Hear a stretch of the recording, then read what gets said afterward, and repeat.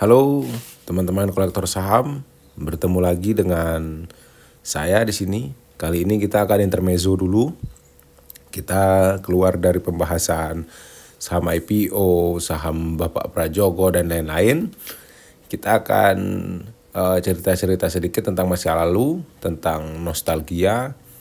Inilah kisah nostalgia Adaro dan deja vu di era Prabowo. Pada dekade 90-an ada satu nama, yaitu Bapak Hasim Joyo Hadikusumo, atau saudara dari Bapak Presiden kita sekarang, Bapak Prabowo Subianto. Itu sudah dikenal lebih dulu sebagai rajanya tambang, ya salah satu pemain besar tambang lah pada masa itu. Seperti halnya kalau kita sekarang ngomongin tentang Lau Tuk Kong ataupun si Boy Thohir, ya. Jadi Bapak Hasim itu salah satu penguasa tambang batubara terbesar di Indonesia saat itu, ya, yaitu Adaro, melalui perusahaannya PT Asminco Bara Utama, entitas yang dikendalikan oleh Bapak Hasim, menguasai 40% saham Adaro. Ya, walaupun waktu itu masih dalam fase pengembangan, tapi sudah ditaksir punya potensi luar biasa. Lalu singkat cerita, untuk menambah modal ekspansi, Asminco atau Pak Hasim mengajukan pinjaman bridge loan sebesar 100 juta USD ke Deutsche Bank pada Oktober tahun 97 dengan jaminan, yaitu saham Adaro yang mereka miliki atau Asminco miliki. Lalu sama-sama kita tahu, setahun setelahnya, atau bahkan dari Oktober itu nggak sampai setahun lah ya, tahun 98 ada krisis moneter yang sangat besar di Asia, yang otomatis membuat Asminco gagal bayar. Lalu Deutsche Bank sebagai kreditor langsung eksekusi jaminan yang diletakkan oleh Asminco, yaitu saham Adaro yang mereka pegang, dan langsung mengalihkan saham tersebut.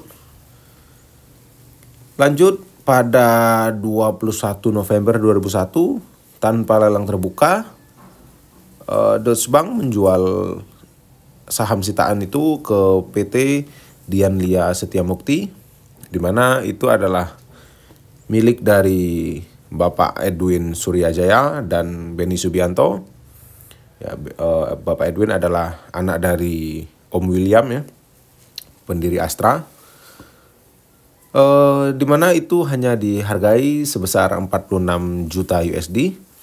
Coba kita bandingkan dengan yang saya sebutkan pertama tadi, ya. Nilai utang dari Asminco ke Deutsche Bank itu 100 juta. Dan saham ini hanya dijual 46 juta. Artinya saham Adaro dilepas hanya separuh atau bahkan kurang dari separuh dari nilai pokok pinjaman. Jadi mendengar cerita ini atau mendengar kejadian ini, Pak Hasim bukan hanya sekedar merasakan kerugian, tapi ini juga seperti suatu penghinaan. Makanya lewat Beckett PTI Ltd, entitas yang mengendalikan bersama Sukanto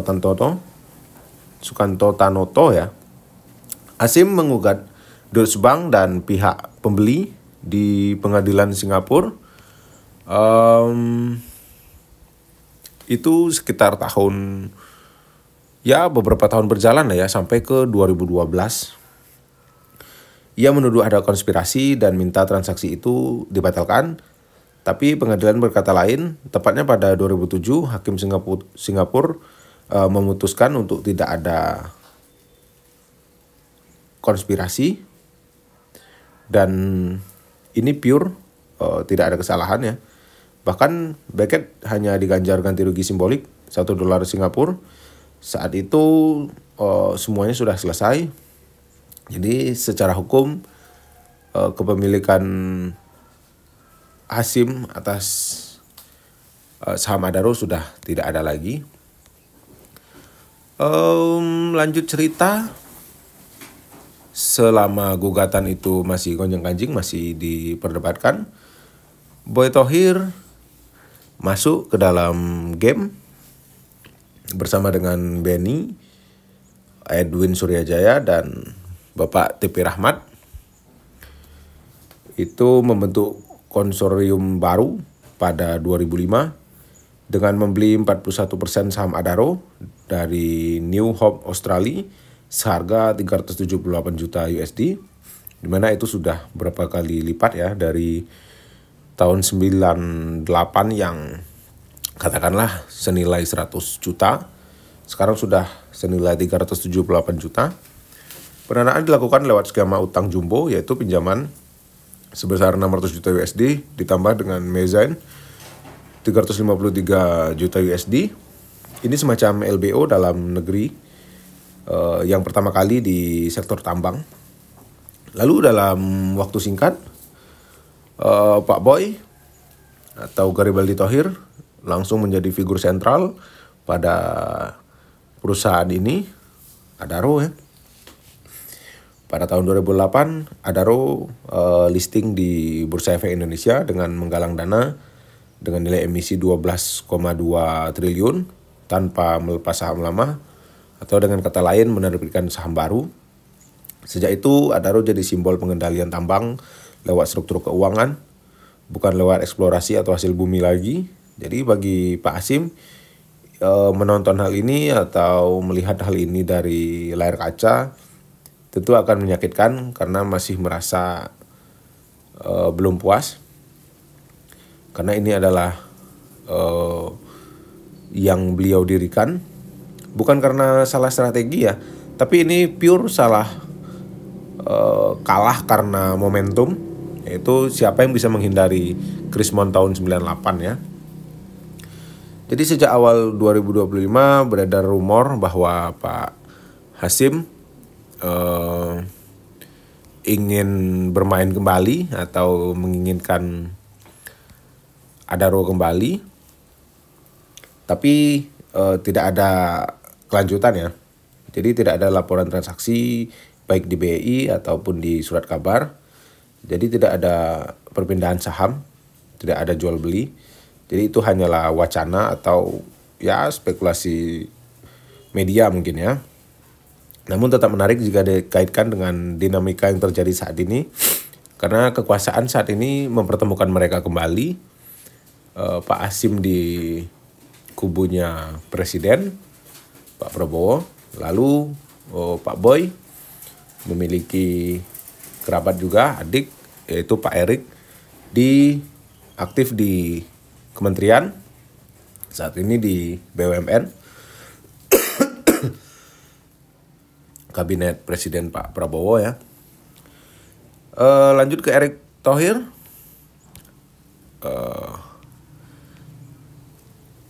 Tokoh bisnis dan olahraga yang lama kita kenal sebagai penguasa di BUMN masih menjabat hingga pertengahan Juli.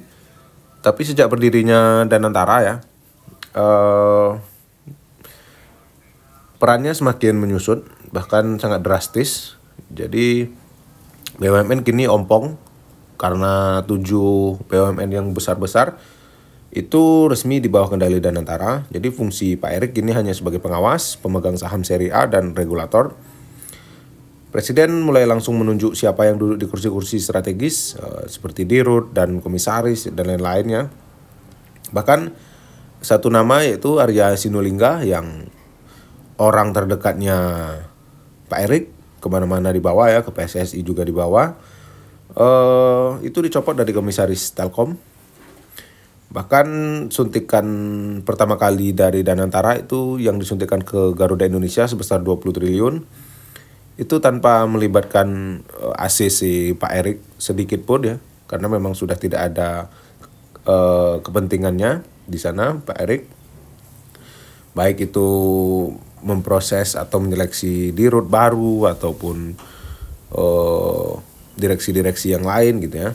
Jadi Pak Erik pernah ditanya ya tentang hal ini. Jadi jawaban Pak Erik hanya bilang tidak ada konflik, hanya pembagian tugas, lalu fokus menjadi regulator dan lain-lain ya. Jadi apakah ini tanda bahwa Pak Erick Thohir mulai dikucilkan dari lingkar kekuasaan? Atau ada dendam dari Pak Hasim tentang masa lalu terhadap kakaknya Pak Erick? Ya sebenarnya itu hanya asumsi-asumsi publik ya. Tapi jika kita tarik garis merahnya, memang Pak Hasim pernah kalah dalam pertarungan besar. Bayangkan saja melepas perusahaan sebesar Adaro dengan tanpa keikhlasan ya, karena keadaan, karena momentum. Jadi Pak Erik sebenarnya masih tetap punya jabatan, masih menteri ya, masih ketua umum PSSI, masih bisa kemarin terakhir mengangkat di Road Bulog. Jadi sebenarnya bukan dikucilkan ya, tapi memang tidak lagi sedominan sebelumnya. Jadi yang lebih masuk akal pernyataannya, ini semua bagian dari desain kelembagaan Presiden Prabowo ya. Di mana Pak Prabowo menginginkan punya super holding seperti Temasek di Singapura, sehingga pengelolaan BUMN lebih strategis, lebih terpusat, tanpa ada birokrasi dari tiap kementeriannya. Jadi kepercayaannya adalah orang dari pilihan Pak Prabowo, yaitu ada Rosan dengan Pak Doni sebagai pelaksana, tapi Pak Erik di situ hanya sebagai jembatan ya. Jadi tidak juga ada bukan tidak ada kepentingan ya, maksudnya tidak lagi di dalam kolam tersebut, tapi masih ada di kisaran lingkungan itu gitu ya. Walaupun tidak ada hubungannya dengan air kolam itu, jadi ya ada dan tiada ya. Jembatan bukan pengendali. Jadi dari semua ini terlihat benang merah yang konsisten. Pengaruh di Indonesia seringkali berpindah bukan karena dendam, tapi karena siapa yang pegang utang, akses, dan mandat. Hasim kehilangan Adaro bukan karena dijegal ataupun disingkirkan, tapi karena emang momentum. Dan Boy Thohir mendapatkan Adaro bukan karena main belakang ataupun curang, tapi karena memang bisa mengakses utang, memiliki cash besar saat itu, dan menggunakannya di saat yang tepat. Dan kekuasaan Pak Erik menyusut bukan karena ada dendam keluarga Pak Hasim, apalagi Pak Prabowo ya, tapi karena memang struktur kekuasaan yang memang seperti itu harus dijalankan, yang sudah dirancang. Jadi kalau kita bicara dendam mungkin ada di dalam hati ya. Kita tidak tahu isi hati orang lain, tapi yang menentukan arah kekuasaan dan bisnis di Indonesia tetaplah siapa yang mengontrol sumber daya, siapa yang dipercaya, dan siapa yang berani mengeksekusi dan dalam timing yang tepat. Dari Pak Hasim ke Boy, dari Pak Erik ke Danantara, dari kementerian ke holding. Jadi ceritanya masih sama. Ini bukan soal sentimen, ini adalah soal kontrol. Oke, sekian kisah dari masa lalu Adaro yang tidak begitu detail dan juga sempat merembet ke mana-mana ya, sedikit membahas tentang Pak Erik dan Danantara. Jadikan ini sebagai suatu wawasan dan suatu keberanian dalam berbisnis. Karena apapun itu, bisnis itu bukan kejam ya, tapi tegas. Terima kasih sudah menonton video ini. Sampai bertemu di lain waktu. Sampai jumpa.